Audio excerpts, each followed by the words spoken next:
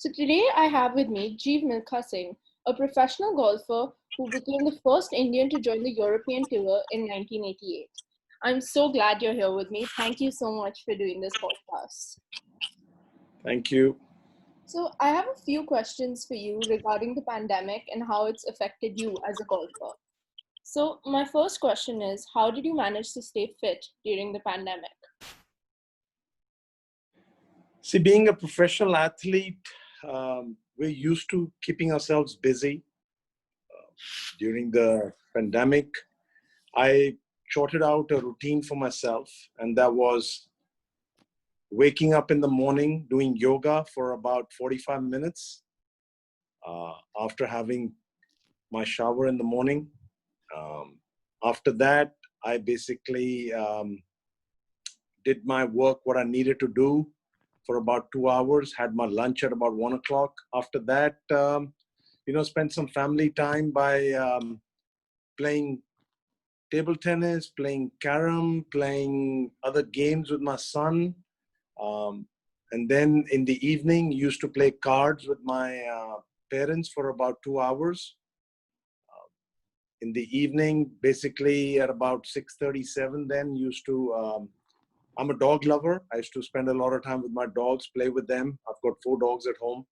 So I found ways to basically keep myself busy. And I think that's very important for a human being to do that. Because people talk about change, but change is constant. But you have to find ways to make yourself comfortable, make yourself busy, and also find peace within. Okay, great. So, how do you think the coronavirus pandemic has affected mental health in athletes, and how have you been able to remain mentally and emotionally motivated? Very good question. I think athletes are used to playing tournaments. That's what gets them motivated. But for me, the way I look at things is obviously we are going through this crisis, but you know what? You've got to make the most out of it. The way I was keeping myself mentally fit was through visualization. I think that's very important to visualize, dream, and think about achieving things. That is the most important thing for a human being. Every day I wake up in the morning, I look at myself in the mirror, I see myself winning a major championship. I see myself lifting a trophy. Um, in my me time, when I'm alone in a room, I just give myself 10 to 15 minutes. I'm dreaming about only good things. I'm thinking about good things, which are like, you know what, I won this biggest tournament. Um, I'm holding the trophy. I'm kissing it. I'm enjoying it with my family. They're congratulating me. I'm holding hands. They're hugging me. Stuff like that. I think it's very important for a human being to do that mentally. And that way you're basically charging yourself and you're getting ready for the tournaments when they start. And mentally also talking about practice, you would like to practice, but you're not able to practice. So what you do is you make some mental swings. You sit down in a room, like I was sitting down for 10 to 15 minutes and I was hitting golf shots mentally. So I think that's the way I kept myself mentally fit and positive. When I got back onto the golf course, at least I know what I'm facing and what I need to do. Yeah. Okay. So, how has the fact that there aren't any tournaments affected your preparation? Um, it has affected my preparation, but I think most important thing we need to understand is if a human being's mind is strong enough, he can overcome anything in life.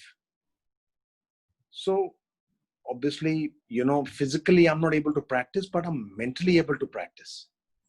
And I think if mentally you're strong, 95% of the battle is won.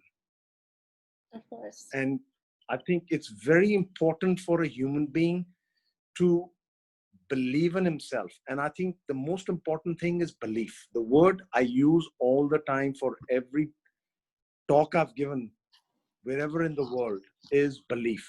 I think the key to success, key for human beings to be happy is belief. Whatever you do, you've got to believe in it. And you've got to feed your subconscious mind with positive thoughts. I think 95% of our life is controlled by the subconscious mind. Okay, great. And it is more powerful than your conscious mind. Okay, so was there ever a time in your career where you felt highly stressed, and how did you deal with it? Yes, many a times, not once. I was highly stressed when I was going through a bad patch. But how I overcame it was, again, that belief system, that thought process, and that belief of thinking and visualizing myself winning tournaments. That's what kept me going. And I think that's very important for a human being to do that, because that's what's going to get you over the edge and get you to where you want to be.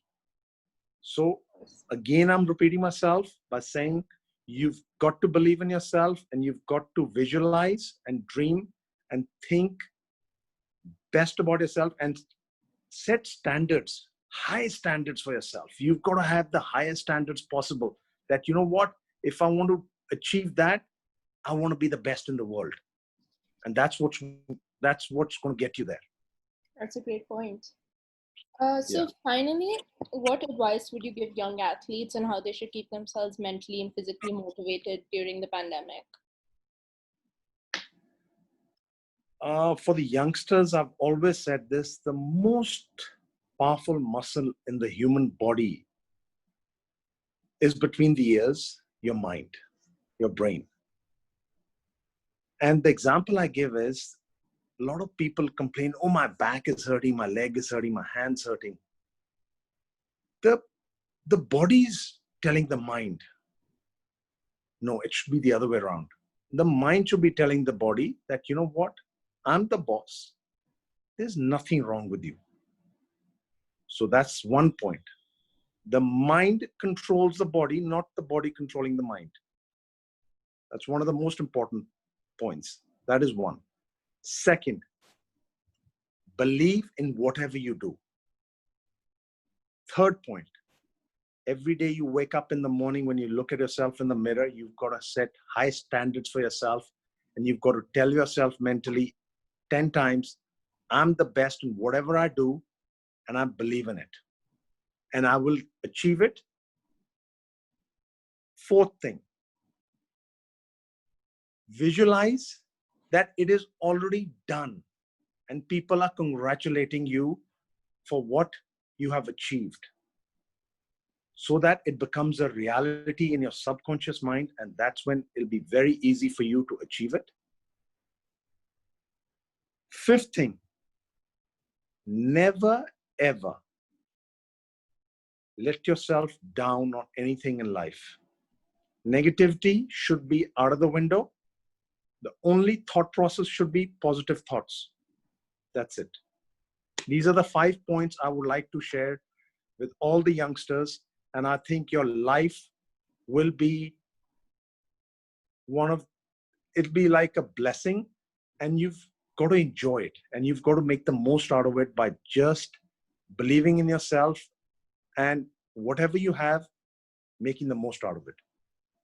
Okay, great. Again, thank you so much for doing this podcast. No worries. All the best.